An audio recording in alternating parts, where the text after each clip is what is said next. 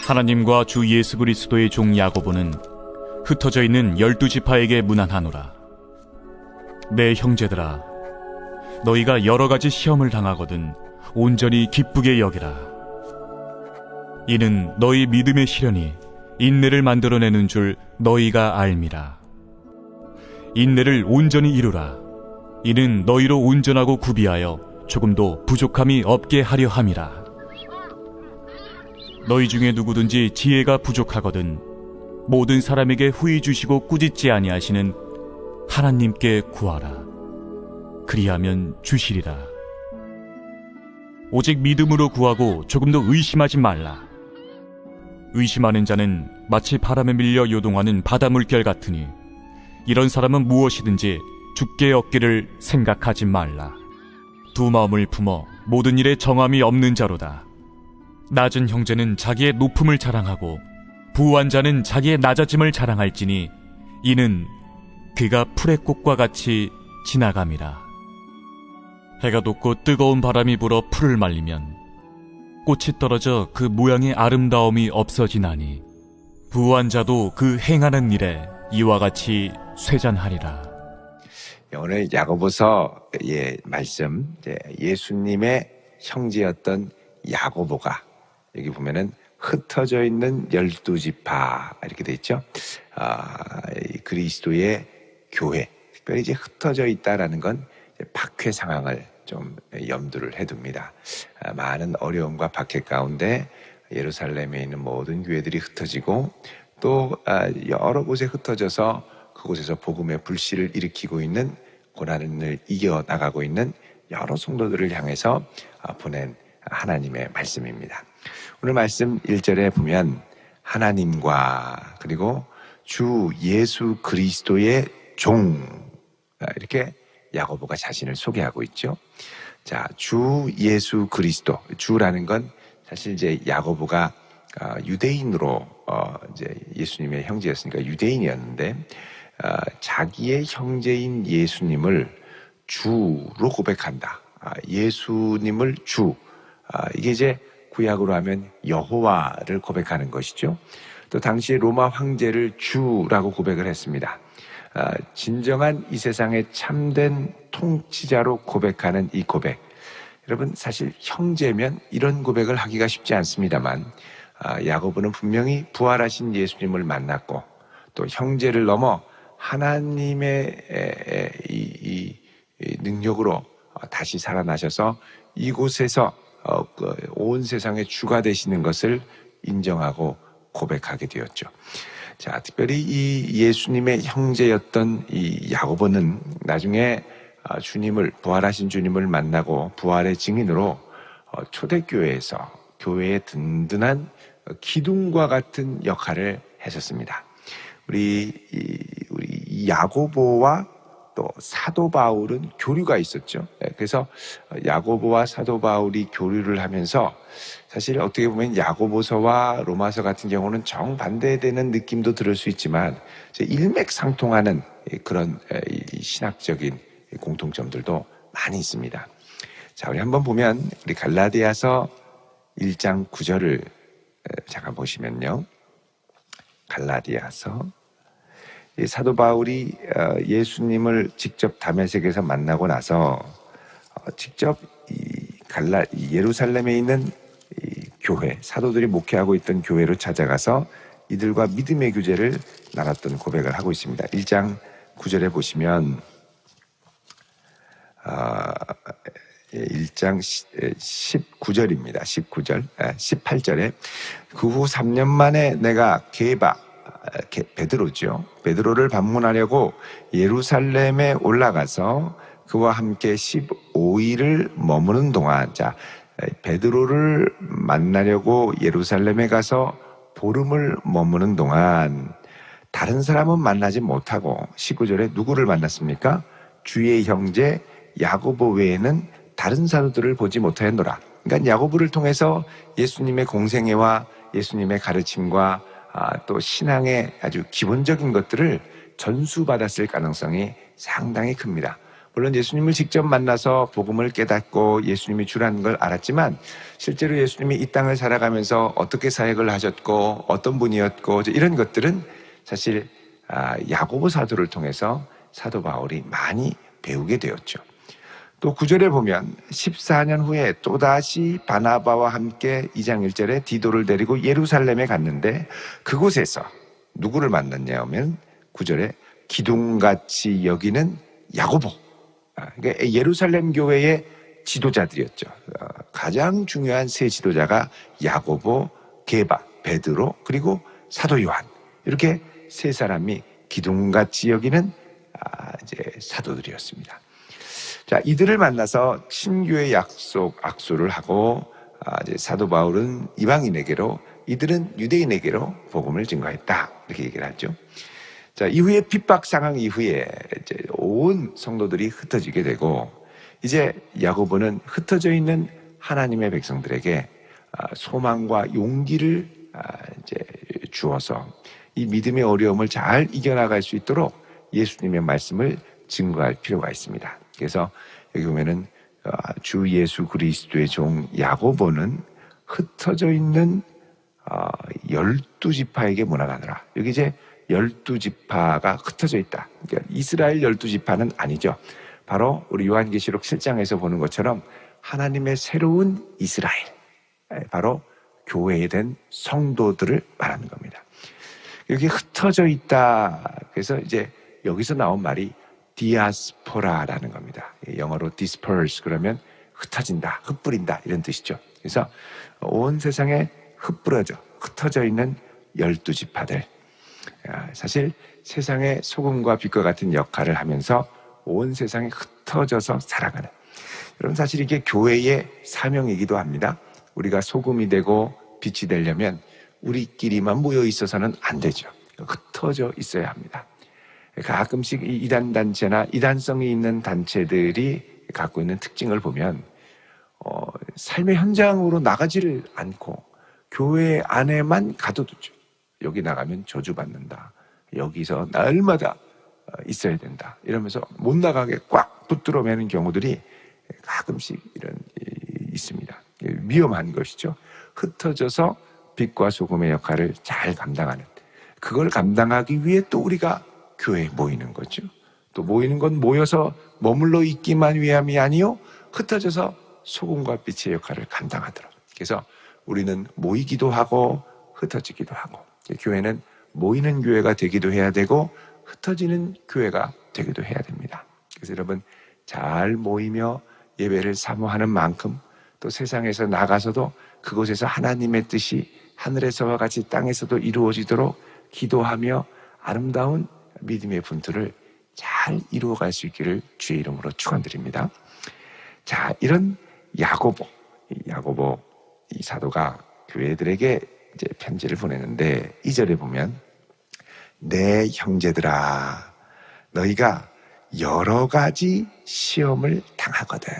자, 여러분 우리가 믿음 생활을 하면서 시험을 당할 때 보면 시험이 참 예상치 못한 데서 여러 가지로 참 가지가지 올 때가 많이 있습니다. 조금 괜찮다 싶으면 또 오고, 여러 가지 시험이라는 건 내용도 여러 가지고요, 또 출처도 여러 가지입니다.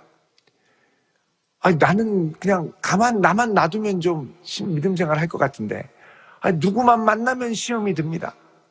그 시험의 출처는 내가 아니라 다른 사람인 거죠. 어떨 때는 내가 스스로 시험 당할 때가 있습니다. 시험의 출처가 나인 경우도 있고요.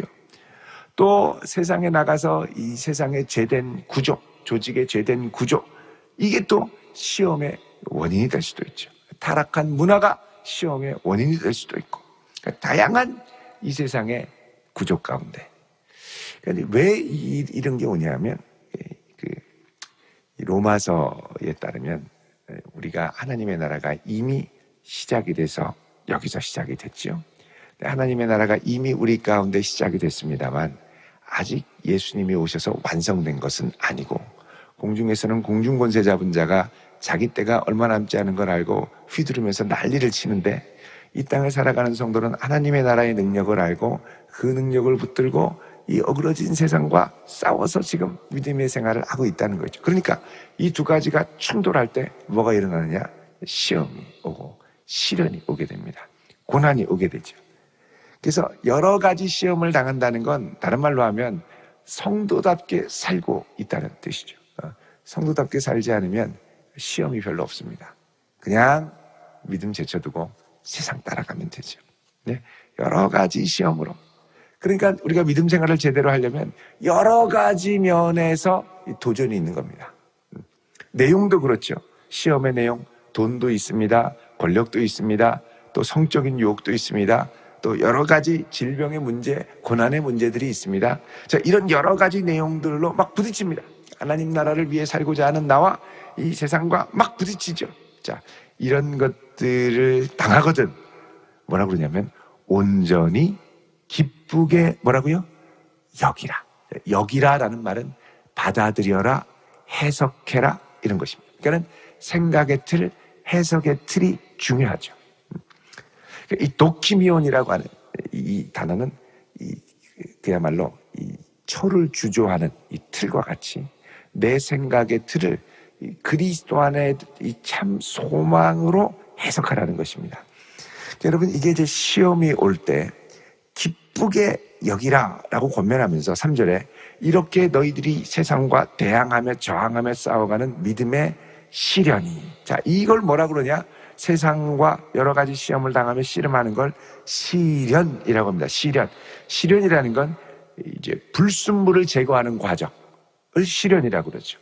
뜨거운 샘물을 부어서 불순물이 다 타서 없어지도록 아주 정련하는 것을 시련이라고 합니다. 그러니까 우리가 이 땅을 살아가면서 여러 가지 믿음의 이 씨름, 출처와 다양한 내용 가운데 씨름을 하다 보면 이것을 통해서 우리의 믿음이 정금과 같이 정련이 된다는 겁니다. 그래서 시련이 뭘 만들어 간다고 그럽니까?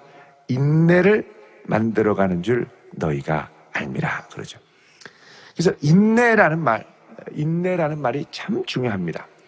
여러분, 인내를 이제 영어로 이제 perseverance라고 얘기를 할 수 있는데, 이 perseverance는 우리 이제 성도의 구원 여정에서 견인을 의미하는 단어이기도 합니다.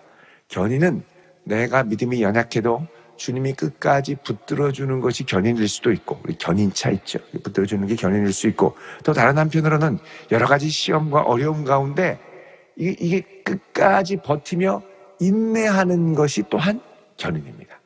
그래서 성도다운 거룩함의 표징 중에 하나가 뭐냐? 얼마나 perseverance, 이 시험과 시련을 견뎌낼 수 있느냐, 인내해낼 수 있느냐, 이게 거룩의 중요한 표징이죠. 왜 그러냐? 어떻게 인내할 수 있느냐? 인내에는 참 소망을 붙들 때 찾아옵니다. 그래서 4절에 인내를 온전히 이루라. 이는 너희로 온전하고 구비하여 조금도 부족함이 없게 하려 합니다. 우리 이 땅을 살아가면서 여러 가지 부족하고 이런 것들이 많이 있지만 인내를 통하여 부족함이 없다. 이거는 뭐냐? 인내하며 참 소망을 바라본다는 겁니다.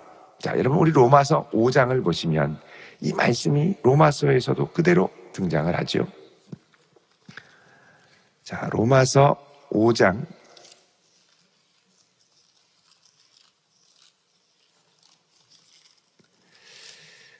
자, 이제 3절에 보면 다만 이뿐 아니라 우리가 환난 중에도 즐거워하나니 이는 환난은 무엇을요? 인내를. 인내는 연단, 재련한다는 거예요. 재련한다. 연단은 무엇을 만듭니까? 소망. 그래서 우리가 이 땅을 살아가면서 예수 믿고 그리스도 안에 들어가면서 아주 필연적으로 맞닥뜨리는 것이 뭐냐? 이 시험의 문제, 그리고 인내의 문제, 환난의 문제, 인내의 문제, 그리고 연단의 문제와 소망. 이 소망을 제대로 붙들 때 5절에 보면 소망이 우리를 부끄럽게 하지 아니함은 우리에게 주신 성령으로 말미암아 하나님의 사랑이 우리에게 부음받았기 때문이다 그러죠. 그래서 온전한 소망을 붙들 때는 내가 당하고 있는 이 어려움과 시련, 다른 사람의 조롱을 부끄럽게 여기지 않고 하나님의 크신 사랑이 부음바 되어서 긍휼히 여기며 이 인내의 싸움을 싸워나갈 수 있다는 것입니다. 자, 다시 야고보서 1장 이제 3절로 보면, 이는 너희 믿음의 시련이 인내를 만들어내는 줄 압니다. 그렇기 때문에 성도에게 필요한 것은 뭐냐? 인내를 온전히 이루라라는 겁니다. 이는 너희로 온전하고 구비하여, 자, 인내를 갖고 있는다는 건 뭐냐? 우리 믿음을 온전케 하고 우리 믿음을 잘 구비시켜주는 것, 그래서 조금도 부족함이 없도록 하려는 것. 그래서 여러분, 우리가 이걸 놓고는 많이 기도하지 않지만, 하나님, 인내할 수 있는 힘을 주십시오. 시련을 견뎌낼 수 있는 소망을 주십시오. 그래서 이걸 통하여 나의 믿음이 정금과 같이 주 앞에 나오게 해주십시오. 여러분, 이렇게 기도하는 성도 될 수 있기를 바랍니다. 자, 근데 이 시련과 인내의 문제 가운데 이제 무엇이 등장하냐면, 우리가 여태까지 잠언에서 묵상했던 지혜의 문제가 또 등장을 합니다. 그러니까 이 야고보서는 지혜의 전승과 그리고 로마서의 복음의 전승이 같이 결합이 되어 있는 거예요. 자, 5절에 보면, 너희 중에 누구든지 지혜가 부족하거든. 자, 이 지혜가 필요하죠. 환난을 이겨나가려면 지혜가 필요합니다. 모든 사람에게 후히 주시고 꾸짖지 아니하시는 하나님께 구하라. 그리하면 주시리라. 자, 이 환난과 시련을 이겨나갈 때 정말 필요한 것이 뭐냐? 지혜. 지혜의 근본은 무엇이라고 그랬습니까? 여호와를 경외하는 것. 근데 막상 환난이 닥치면 여호와 경외를 싹 잊어버리죠. 그래서 필요한 게 뭐냐? 지혜를 내 삶에 성육화하는 것입니다. 지혜를 성육화한다는 건 우리 이제 어제 잠언 31장 10절부터 이제 끝절까지 본 것처럼 늘 지혜를 나의 아내와 같이 삼고 현숙한 여인과 같이 삼고 늘 지혜로 호흡하고 지혜로 생각하고 지혜로 걷고 내 삶의 모든 부분을 지혜를 통하여 체화하고 구현해 나갈 수 있도록 하는 훈련, 이걸 구체적으로 생생하게 보여준 것이 현숙한 여인과 같은 지혜를 아내로 삼으라 그러죠. 여호와를 경외하는 중심을 갖고 나의 안목과 선택과 태도를 다시 재정비하는 훈련을 계속하는 겁니다. 하나님, 이 상황에서 내가 어떻게 지혜롭게 할 수 있겠습니까? 지혜를 주십시오. 자, 그렇게 간절히 구하면 지혜를 주신다는 겁니다. 6절에 보면 오직 믿음으로 구하고 조금도 의심하지 말라. 자, 여러분, 여기서 오직 믿음으로 구하고 조금도 의심하지 말라는 건 엉뚱한 걸 구하라는 게 아니라 이제 이 문맥으로 보면 지혜를 구하라는 얘기입니다. 지혜를 믿음으로 하나님께 구하고 의심하지 말아라. 의심하고 이 지혜가 없는 자는 마치 바람에 밀려 요동하는 바다 물결 같다. 이런 사람들은 무엇이든지 주께 얻기를 생각하지 말아라. 달라고 해놓고서는 이게 아닌가 보다 이렇게 생각하면 안 되죠. 두 마음을 품어 모든 일에 정함이 없는 자로다. 자, 왜 두 마음이 갈라집니까? 하나님을 경외하고 하나님을 인정하고 신뢰하는 마음도 있지만 물결이 거세면 하나님을 의지하기보다는 이 물결 자체에 겁을 먹고 하나님을 잊어버릴 수 있기 때문에 그렇습니다. 그래서 믿음으로 구하고 절대 의심하지 말아라. 의심하는 자는 바람에 밀려 요동하는 바다 물결 같다. 이거는 예수님 따라다녔던 야고보가 경험했던 거죠. 예수님이랑 같이 배 타고서는 갈릴리 호수 가는데 얼마나 큰 물결이 있습니까? 예수님은 하나도 안 보이고 물결만 보이니까 주님 죽겠습니다. 또 어떻게 좀 해주세요. 막 깨우죠. 그때 예수님이 뭐라 그러십니까? 어찌하여 믿음이 없느냐. 그러면서 바람을 꾸짖으시죠. 이야, 저 바람이 그렇게 난리를 쳐도 주님이 한번 꾸짖으면 끝나네. 그 다음부터는 어떻게 했을까요? 주님만 바라봤겠죠. 바람보다 더 큰 분이 주님임을 인정하는 것, 이게 지혜의 출발이라는 겁니다.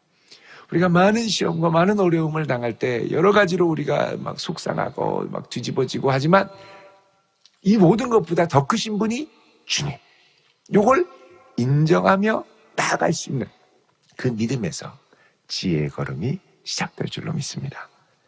주님을 인정하면서 걸음걸음 가는 것. 그리고 이런 사람은 주님께 무엇을 구하거나 기도할 때 마음이 흔들리지 않습니다. 주님이 제일 좋은 것으로 주시리라. 이 신뢰를 갖고 끝까지 믿고 나아가니 우리 주님이 응답하시죠. 주께서 준비하셔서 이제 기도한 다음에 이제 주시려고 다 준비를 해주셨더니 주님 이렇게 기도했는데도 안 주실 거면 안 받겠습니다. 주지 마세요. 아니 주시려고 준비를 하는데 스스로 그냥 제풀에 죽어가지고 다 포기합니다. 그러지 말고 이 마음을 딱 하나로. 그러니까 여러분 이 환난 가운데 여기 사실은 그냥 두 마음이 그냥 마음이 갈라진 것이 아니라 환난 가운데 갈라지는 두 마음. 이거를 잘 붙잡아서 우리 주님을 향하여 의뢰할 수 있는 그런 믿음의 성도가 되라고 말씀을 하는 겁니다. 여러분 전에 어떤 성도님이 이런 얘기를 하세요. 목사님 저는요 요즘에 정말 간절한 기도 제목이 있습니다. 뭡니까? 로또를 맞게 해달라고 기도합니다. 그런 것도 들어주실까요? 기도하셨으니까 들어주시지 않을까요? 근데 조금 있다가 아주 진지하게 물어봅니다. 근데 목사님 진짜 로또가 될까요? 이러시는 거예요.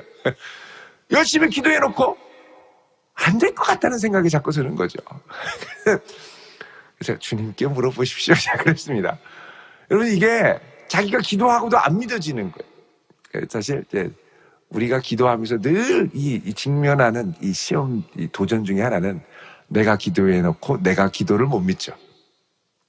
기도해놓고 기도를 안 믿어지는 거예요. 아니, 설마 하나님이 해주실까?